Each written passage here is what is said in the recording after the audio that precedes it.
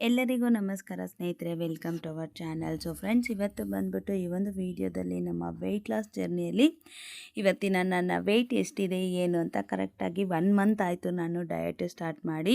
So ಈ 1 ಮಂತಲ್ಲಿ ಸ್ವಲ್ಪ ಹಾಗೆ ಹೀಗೆ ಆಗಿ ಒಂದು ಹತ್ರ ಒಂದು 2.5 kg ಕಡಿಮೆ ಆಗಿದ್ದೀನಿ. ಆ್ಯಕ್ಚುಲಿ ಹೇಳಬೇಕು ಅಂತಂದರೆ ಹತ್ರ 3 kgನೇ ಕಡಿಮೆ ಆಗಬೇಕಿತ್ತು. ಬಟ್ ಹಿಂದೆ ಮುಂದೆ ಹೋಗ್ತಾ ಇರುತ್ತೆ. ಸೊ ಹಾಗಾಗಿ ಆ್ಯಂಡ್ ಇವತ್ತಿನ ನನ್ನ ವೆಯ್ಟ್ ನೋಡೋದಾದರೆ 69.450 ಗ್ರಾಮ್ಸು. ತುಂಬ ಹೆದರ್ಕೊಬಿಟ್ಟಿದ್ದೆ ನಾನು. ಯಾಕೆಂತಂದರೆ ನನಗೆ ಮುಂದಿನ ದಿನವೂ ಇದೇ ವೆಯ್ಟ್ ತೋರಿಸ್ತಾ ಇತ್ತು. ಎಲ್ಲಿ ಇನ್ನೊಂದು 400-450 ಗ್ರಾಮ್ಸ್ ಜಾಸ್ತಿ ತೋರಿಸುತ್ತೆ, ಆಲ್ಮೋಸ್ಟ್ 70 ಹತ್ರ ಬಂದುಬಿಟ್ಟಿದ್ದೀನಿ ನಾನು ಅಂದ್ಕೊಂಡೆ. ಬಟ್ ನೋಡಿದಾಗ ಬ್ಯಾಲೆನ್ಸ್ ಆಗಿದೆ ವೆಯ್ಟು. ತುಂಬಾ ಖುಷಿ ಆಯಿತು. ಇನ್ನು ಸುಮಾರು ಜನ ಕೇಳ್ತಾ ಇರ್ತೀರ, ನನಗೆ ಕಾನ್ಸ್ಟಿಪೇಷನ್ ಪ್ರಾಬ್ಲಮ್ಮು, ಮೋಷನ್ ಕರೆಕ್ಟಾಗಿ ಹೋಗಲ್ಲ, ಡಯಟ್ ಮಾಡಬೇಕಾದ್ರೆ ಕರೆಕ್ಟಾಗಿ ಮೋಷನ್ ಹೋಗೋಕ್ಕಾಗಲ್ಲ ಅಂತ. ದಯವಿಟ್ಟು ನೀವು ನೀರನ್ನು ಚೆನ್ನಾಗಿ ತೊಗೊಳ್ಳಿ. ಫುಡ್ಡನ್ನು ಒಂದೇ ಟೈಮ್ ತೊಗೊಳ್ಳೋದಾಗಿರಲಿ, ತುಂಬ ಅತಿ ಕಡಿಮೆ ಎಲ್ಲ ಮಾಡೋಕ್ಕೆ ಹೋಗಬೇಡ್ರಿ. ನೀವು ಫುಡ್ಡು ತುಂಬ ಕಡಿಮೆ ತಿಂದಷ್ಟು ಅದು ಜೀರ್ಣ ಆಗಿ ನಿಮಗೆ ಕಾನ್ಸ್ಟಿಪೇಷನ್ ಪ್ರಾಬ್ಲಮ್ ಆಗೋದು ಸರ್ವೇ ಸಾಮಾನ್ಯ. ಆದಷ್ಟು ಯಥೇಚ್ಛವಾಗಿ ಕ್ಯಾರೆಟು, ಯಥೇಚ್ಛವಾಗಿ ಸೌತೆಕಾಯಿ, ಪಲ್ಯಗಳನ್ನ ತೊಗೊಳೋಕ್ಕೆ ಟ್ರೈ ಮಾಡಿ. ಸೊ ನೀವು ಫುಡ್ಡು ತೊಗೊಂಡಂಗೂ ಇರುತ್ತೆ, ಅದ್ರ ಜೊತೆಗೆ ನಿಮಗೆ ಜೀರ್ಣ ಆಗಿ ಕರೆಕ್ಟಾಗಿ ಮೋಷನ್ಸು ಕೂಡ ಕರೆಕ್ಟಾಗಿ ಆಗುತ್ತೆ. ಸೊ ಅದರ ಮಧ್ಯದಲ್ಲಿ ನಿಮಗೆ ಈ ಒಂದು ಕಷಾಯ ಅನ್ನೋದು ತುಂಬ ಹೆಲ್ಪ್ ಆಗುತ್ತೆ. ಧನಿಯಾ 1 ಟೇಬಲ್ ಸ್ಪೂನ್, ಜೀರಿಗೆ 1 ಟೇಬಲ್ ಸ್ಪೂನ್, ಸೋಂಪು 1 ಟೇಬಲ್ ಸ್ಪೂನು, ಜೊತೆಗೆ ಒಂದು ಸ್ವಲ್ಪ ಚಕ್ಕೆ ಇದ್ದರೆ ಚಕ್ಕೆ, ಇಲ್ಲ ಪೌಡ್ರ್ ಮಾಡಿ ಇಟ್ಕೊಂಡಿದ್ರೆ ಪೌಡ್ರ್. ನಾನಿಲ್ಲಿ ಪೌಡ್ರ್ ಮಾಡಿ ಇಟ್ಕೊಂಡಿದ್ದೀನಿ. ಸೊ ಇದನ್ನು 4, ಇದ್ರ ಜೊತೆಗೆ ನಿಮ್ಗೆ ಕುಡಿಯೋಕ್ಕೆ ಆಗುತ್ತೆ ಅಂತಂದರೆ ಶುಂಠಿ, ಇದಿಷ್ಟನ್ನು ಚೆನ್ನಾಗಿ ಕುದಿಸ್ಬಿಟ್ಟು ಬೆಳಗ್ಗೆ ಖಾಲಿ ಹೊಟ್ಟೆಯಲ್ಲಿ ಒಂದು 10, ಅಂದರೆ ನೀವು ಯಾವಾಗ ಇಂಟರ್ಮಿಡಿಯೇಟ್ ಫಾಸ್ಟಿಂಗ್ ಬ್ರೇಕ್ ಮಾಡ್ತೀರಾ, 9 ಗಂಟೆಗೋ 8 ಗಂಟೆಗೋ, ಯಾವಾಗ ಊಟಕ್ಕಿಂತ 1 ಅವರ್ ಮುಂಚೆ ತೊಗೊಳ್ಳಿ. ನೀವು ಫುಡ್ ತೊಗೊಳ್ಳೋದಕ್ಕಿಂತ ಮುಂಚೆ ನಿಮ್ಮಿಂದ ಸಾಧ್ಯ ಆಯಿತು ಅಂದರೆ ನೈಟು ಕೂಡ ತೊಗೊಳ್ಳಿ. ಈ ಥರ ಒಂದು 3-4 ಡೇಸ್ ಮಾಡಿದ್ರೆ ನಿಮಗಿರೋಂಥ ಫುಲ್ಲು ಕಾನ್ಸ್ಟಿಪೇಷನ್ ಪ್ರಾಬ್ಲಮ್ ಎಲ್ಲ ನೀಟಾಗಿ ಕ್ಲಿಯರ್ ಆಗುತ್ತೆ. ಆಮೇಲೆ ಡೈಲಿ 1 ಟೈಮ್ ಏನಾದರೂ ಕುಡಿಯೋಂಗಿದ್ರೆ ಕುಡ್ಕೊಂಡು ಹೋದರೆ ತುಂಬಾ ಒಳ್ಳೆಯದು. ಜೀರ್ಣಕ್ರಿಯೆ ಅನ್ನೋದು ತುಂಬ ಚೆನ್ನಾಗಿರುತ್ತೆ. ಕಾನ್ಸ್ಟಿಪೇಷನ್ ಪ್ರಾಬ್ಲಮ್ ಅನ್ನೋದು ಕೂಡ ಇರಲ್ಲ. ಅದರ ಜೊತೆಗೆ ಡೈಲಿ ಯಾವುದಾದ್ರೂ ಒಂದು ವೆಜಿಟೇಬಲ್ ಜ್ಯೂಸನ್ನ ತೊಗೊಳ್ಳಿ. ಡೈಲಿ ಒಂದೊಂದು, ಸೋರೆಕಾಯಿ ಆಗಿರ್ಬೋದು, ಸೌತೆಕಾಯಿ ಆಗಿರ್ಬೋದು, ಬೀಟ್ರೂಟು, ಕ್ಯಾರೆಟು, ನಿಮ್ಮಿಂದ ಸಾಧ್ಯ ಆಯಿತು ಅಂದರೆ ಮುಲ್ಲಂಗಿ. ನನಗಂತೂ ಆಗಲ್ಲಪ್ಪ, ಮುಲ್ಲಂಗಿ ಜ್ಯೂಸ್ ಎಲ್ಲ ನಾನು ಕುಡಿಯೋಕ್ಕೆ ಹೋಗಲ್ಲ. ಇತ್ತೀಚೆಗೆ ಸ್ವಲ್ಪ ಕಮ್ಮಿ ಮಾಡಿಬಿಟ್ಟಿದ್ದೀನಿ. ಬಟ್ ಬೂದುಗುಂಬಳಕಾಯಿ ಜ್ಯೂಸ್ ಅನ್ನೋದು ವೆಯ್ಟ್ ಲಾಸ್ಗೆ ತುಂಬಾ ಒಳ್ಳೆಯದು. ಸೊ ಅದಿದ್ದರೆ ಮಾತ್ರ ನೀವು ಕಂಟಿನ್ಯೂಸ್ ಆಗಿ ಒಂದು ಕಾಯಿ ಫುಲ್ಲು ಆಗೋವರೆಗೂ ಅದನ್ನೇ ಯೂಸ್ ಮಾಡಿ, ತುಂಬಾ ಒಳ್ಳೆ ರಿಸಲ್ಟ್ ಸಿಗುತ್ತೆ. ಇದು ಕೂಡ ಕಷಾಯ ತೊಗೊಳ್ಳೋದಕ್ಕಿಂತ ಮುಂಚೆ ಆಗಿರ್ಬೋದು, ಈ ಕಡೆ ಒಟ್ಟಿನಲ್ಲಿ ಎಂಟಿ ಸ್ಟಮಕ್ ಇರಬೇಕು. ಸೊ ಆ ಟೈಮಲ್ಲಿ ನೀವು ಈ ಕಷಾಯಗಳನ್ನ ತೊಗೊಂಡಿದ್ದೆ ಆದರೆ ವೆಯ್ಟ್ ಲಾಸ್ಗೆ ತುಂಬಾ ಹೆಲ್ಪ್ ಆಗುತ್ತೆ. ಇನ್ನು ಇವತ್ತೊಬ್ಬರು ಸಿಸ್ಟರ್ ಕೇಳಿದರು, ಏನು ಡಯಟ್ ಮಾಡ್ತೀರಾ ಸಿಸ್ ನೀವು, ಗುರುಗಳೇ ಈ ಥರ ಮಾಡಿಬಿಟ್ರೆ ಶಿಷ್ಯರೆಲ್ಲ ಇನ್ನೆಂಗೆ ಮಾಡಬೇಕು ಅಂತ. ನಾನು ಯಾವಾಗಲೂ ಹೇಳ್ತೀನಿ ಸ್ನೇಹಿತರೆ, ನಾನೇನೋ ದೊಡ್ಡ ಲಾಡು ಅಂತ ನಾನು ಹೇಳ್ತಾ ಇಲ್ಲ.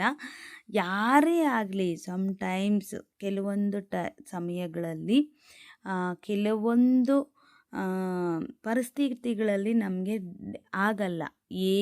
ಎಷ್ಟೇ ನಾವು ಇದು ಮಾಡ್ತೀವಿ, ಮೋಟಿವ್ ಮಾಡ್ಕೊತೀವಿ ಅಂತಂದರೂ ಕೂಡ ಒಂದಲ್ಲ ಒಂದು ಸಲ ಅದು ಬ್ರೇಕ್ ಆಗೋಗುತ್ತೆ. ಸೊ ಆ ಥರ ಇರಬೇಕಾದ್ರೆ ಒಂದೊಂದು ಟೈಮ್ ಆಗುತ್ತೆ, ಓಕೆನಾ. ನಾನು ಹೇಳ್ತಾ ಇಲ್ವಾ, ಯಾವಾಗಲೂ ಹೇಳ್ತಾ ಇರ್ತೀನಿ, ನಾವು ನಮಗೋಸ್ಕರ, ನಮ್ಮ ಲೈಫ್ ಟೈಮ್ ನಾವು ಚೆನ್ನಾಗಿರೋದಕ್ಕೋಸ್ಕರ, ನಮಗೋಸ್ಕರ ನಾವು ಈ ಒಂದು ಜರ್ನಿನ ಸ್ಟಾರ್ಟ್ ಮಾಡಿರೋದು. ನಾನು ಯಾವಾಗಲೂ ಹೇಳ್ತಾ ಇರ್ತೀನಿ, ನಾನೇನೋ ಇನ್ನೊಬ್ರಿಗೋಸ್ಕರ, ಅಯ್ಯೋ ನಾಳೆ ಏನಾಗೋಗುತ್ತೋ, ಈ ಥರ ಆಗಿಲ್ಲ ಅಂತಂದರೆ ಅವ್ರು ಬೇಜಾರು ಮಾಡ್ಕೊತಾರೆ, ಏನಿರಲ್ಲ. ನಾನು ಯಾವತ್ತೂ ಡಿಮೋಟಿವೇಟ್ ಆಗಿ ಈ ಥರ ಇದಾಗೋಯ್ತು ಅಂತ ವಿಡಿಯೋ ಹಾಕ್ತೀನೋ, ಕನಿಷ್ಠ ಅಂದರೆ ಒಂದು 5-6 ಜನ ಆದರೂ, ಅಕ್ಕ ನಮ್ಮದು ಹಂಗೆ ಆಗಿಬಿಡುತ್ತೆ ಅಕ್ಕ, ನೀವು ಬೇಜಾರು ಮಾಡ್ಕೋಬೇಡಿ, ಆರಾಮಾಗಿ ಮಾಡಿ, ಕೆಲವೊಂದು ಟೈಮ್ ಹಾಗೆ ಆಗುತ್ತೆ, ನೀವು ಅದಕ್ಕೆಲ್ಲ ತಲೆ ಕೆಡ್ಸ್ಕೊಳ್ಳೋಕ್ಕೆ ಹೋಗಬೇಡಿ ಅಂತಾರೆ. ಹೌದು, ಆಗುತ್ತೆ. ನಾವು ಅದನ್ನು ಯಾವ ಥರ ಮತ್ತೆ ಮುಂದಕ್ಕೆ ಹೋಗಬೇಕು ಅನ್ನೋದನ್ನು ಯೋಚನೆ ಮಾಡಬೇಕೇ ಹೊರತು, ಅಯ್ಯೋ ನಾನು ವೀಡಿಯೋಸ್ ಹಾಕ್ತಾಯಿದ್ದೀನಿ, ಏನೇ ಆಗಲಿ ಇದ್ದಾಗ ಮಾಡಬೇಕು ಅಂತಂದರೆ ನಾನೇನು ಕಲ್ಲ ಕಣ್ರಿ, ನಾನು ಕೂಡ ಮನಸ್ತೀನಿ ಅಲ್ವಾ. ನನಗೂ ಕ್ರೇವಿಂಗ್ಸ್ ಅನ್ನೋದಿರುತ್ತೆ, ಓಕೆನಾ. ನಾನು ಏನೇ ಅಂತಂದರೆ ನಂತರ ಎಲ್ರಿಗೂ ಆಗುತ್ತೆ. ಅದರಿಂದ ಆಚೆ ಬರೋದು ಹೆಂಗೆ ಅನ್ನೋದು ಕೂಡ ನಾನು ತೋರಿಸ್ಕೊಡ್ತಾ ಇದ್ದೀನಿ. ನಾನು ಹೇಳ್ದಿರನೇ ಇಲ್ಲ ಇಲ್ಲ ಯಾಕೋ ಇದ್ದಕ್ಕಿದ್ದಂಗೆ ಸಡನ್ನಾಗಿ ಇದಾಗ್ಬಿಟ್ಟಿದೆ ನಂಗೆ ಗೊತ್ತಿಲ್ಲ ಅಂತಂದರೆ ಹೇಳೋಕ್ಕಾಗುತ್ತಾ? ನಾನು ಮಾಡಿರೋ ಪ್ರತಿಯೊಂದು ತಪ್ಪನ್ನು ಒಪ್ಕೊತೀನಿ, ನಾನು ಮಾಡಿರೋ ಚೀಟ್ ಮೀಲ್ಸ್ನ ಹೇಳ್ತೀನಿ. ಸೊ ಅದರಿಂದ ನಮ್ಮ ಥರನೇ ಇರೋರಿಗೆ ಓಕೆ ಈ ಥರ ಆಗುತ್ತೆ, ಮತ್ತು ನಾವು ಇದರಿಂದ ಆಚೆಗೆ ಬರಬೇಕು, ಮತ್ತು ಇದರಿಂದ ನಾವು ನೀಟಾಗಿ ಮಾಡ್ಕೊಂಡು ಹೋದರೆ ಒಳ್ಳೆ ವೆಯ್ಟ್ ಲಾಸ್ ಆಗುತ್ತೆ ಅನ್ನೋ ಒಂದು ಥಾಟ್ ಬರುತ್ತೆ ಅನ್ನೋ ಕಾರಣಕ್ಕೆ ನಾನು ಯಾವಾಗಲೂ ಹೇಳ್ತಾ ಇರ್ತೀನಿ. ಇನ್ನು ಇವತ್ತು ಬಂದುಬಿಟ್ಟು ನುಗ್ಗೆಕಾಯಿ ಕೊಟ್ಟು ಕಳಿಸಿದ್ರು ಈಗ ಒಂದು 3-4 ಡೇಸ್ ಬ್ಯಾಕೆ ಅಮ್ಮ. ಸೊ ಇದು ನನಗೆ ಸಿಕ್ಕಾಪಟ್ಟೆ ಇಷ್ಟ. ನೀವು ನಂಬ್ತಿರೋ ಬಿಡ್ತಿರೋ ಇವತ್ತು ಫುಲ್ ಡೇ ಬೆಳಗ್ಗೆ ಮಧ್ಯಾಹ್ನ ಸಾಯಂಕಾಲ ಬ್ರೇಕ್ಫಾಸ್ಟು ಲಂಚು ಡಿನ್ನರು ಇದನ್ನೇ ತಿಂದಿದ್ದೀನಿ ಅಂದರೆ ನೀವು ನಂಬ್ತೀರಾ, ಅಷ್ಟು ಇಷ್ಟ ನನಗೆ. ಇದ್ರ ಜೊತೆಗೆ ಒಂದು ಸ್ವಲ್ಪ ಫುಡ್ ತೊಗೊಂಡಿದ್ದೀನಿ, ಇಲ್ಲ ಅಂತಂದಿಲ್ಲ. ಬಟ್ ನನಗೆ ಈ ಥರ ಕೆಲವೊಂದು ಇರ್ತವೆ ತುಂಬ ಇಷ್ಟ.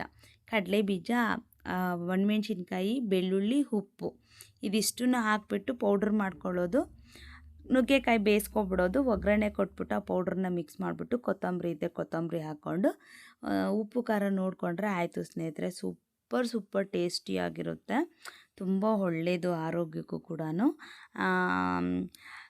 ನುಗ್ಗೆಕಾಯಿ ಸಾಂಬಾರು ತಿಂದಾಗ ಒಂದು 4, 5, 6, 7 ತಿಂತೀವೇ ಹೊರತು ಈ ಥರ ಪಲ್ಯ ಮಾಡಿದಾಗ ನಾನಂತೂ ಸಿಕ್ಕಾಪಟ್ಟೆ ತಿಂದಿದ್ದೀನಿ, ಅಷ್ಟು ಇಷ್ಟ ಆಯಿತು. ಇನ್ನು ಇವತ್ತು ಲಕ್ಷ್ಮೀ ಅಮ್ಮನಿಗೆ ಸ್ಯಾರಿ ತೊಗೊಂಡಿದ್ದೀನಿ, ಅದನ್ನು ಶೇರ್ ಮಾಡ್ತಾಯಿದ್ದೀನಿ ನೋಡಿ. ಹಾಗೆ ತೇಜುಗೆ ಮತ್ತು ವರ್ಷಿಣಿಗೆ ಇಬ್ಬರಿಗೂ ಒಂದಷ್ಟು ಲಂಗ ಬ್ಲೌಸಸ್, ಅಂದರೆ ಇಬ್ಬರಿಗೂ ಒಂದೊಂದು ಲಂಗ ಬ್ಲೌಸ್ ಹೊಲಿಯೋಣ ಅಂತ ಅಂದ್ಬಿಟ್ಟು ಒಂದಷ್ಟು ಸ್ಯಾರಿ ಇತ್ತು. ಹಳೆ ಸ್ಯಾರಿ ಅಮ್ಮನೇ ಕೊಟ್ಟು ಕಳಿಸಿರ್ತಾರೆ ಅವಾಗವಾಗ, ಇದನ್ನು ಹೊಲ್ದು ಬಿಡಮ್ಮ ಅವ್ರಿಗಿಬ್ರಿಗೂ ಅಂತ. ಸೊ ಹಂಗಾಗಿನೇ ಇವತ್ತು 2 ಸ್ಯಾರೀಸ್ನ ತುಂಬ ದಿನಗಳ ಹಿಂದೆಯೇ ಕೊಟ್ಟಿದ್ರು ಅಂದ್ಕೊಳ್ಳಿ. ದಿನಗಳಲ್ಲ, ಒಂದು 2 ಇಯರ್ಸ್ ಬ್ಯಾಕೆ ಕೊಟ್ಟಿದ್ದರು ಅಮ್ಮ ಈ ಸೀರೆನ.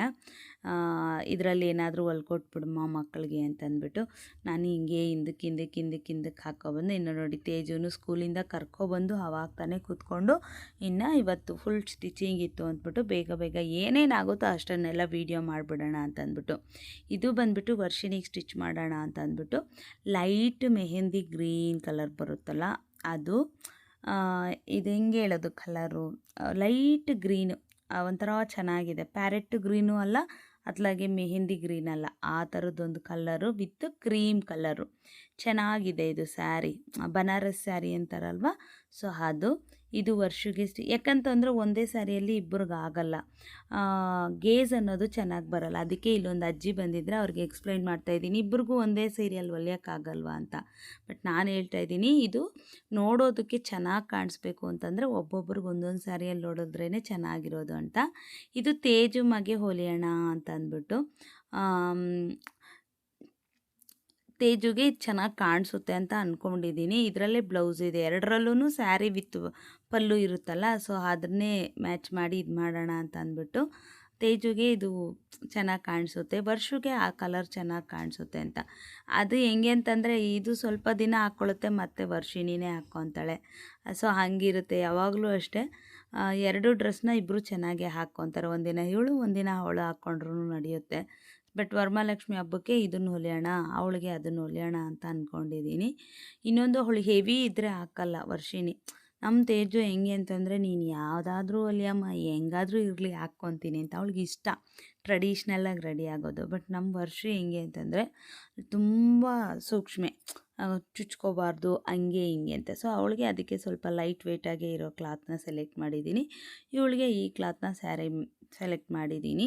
ನೋಡೋಣ ಎಷ್ಟು ಬೇಗ ಆಗುತ್ತೋ ಅಷ್ಟು ಬೇಗ ಹೊಲ್ದಿಕ್ಬಿಡ್ಬೇಕು ಸ್ನೇಹಿತರೆ. ಆಮೇಲೆ ಅಂದರೆ ನನಗೆ ಈಗ ನಿಜ ನಂಬ್ತಿರೋ ಬಿಡ್ತಿರೋ, ಇವಾಗ ಕರೆಕ್ಟಾಗಿ 11 ಆಗ್ತಿದೆ ಟೈಮು. 9 ಗಂಟೆವರೆಗೂ ಸ್ಟಿಚ್ ಮಾಡಿದೆ, 9:30 ಹೋಗಿ 10:30ವರೆಗೂ ವಾಕ್ ಮಾಡೋಣ ಅಂತ ಮಾಡ್ತಾ ಇದ್ದೆ. ಅದೇನಾಯಿತು ಮಳೆ, ಈಗಂತೂ ಮಳೆ, ಅದು ಏನು ಮಳೆನೋ.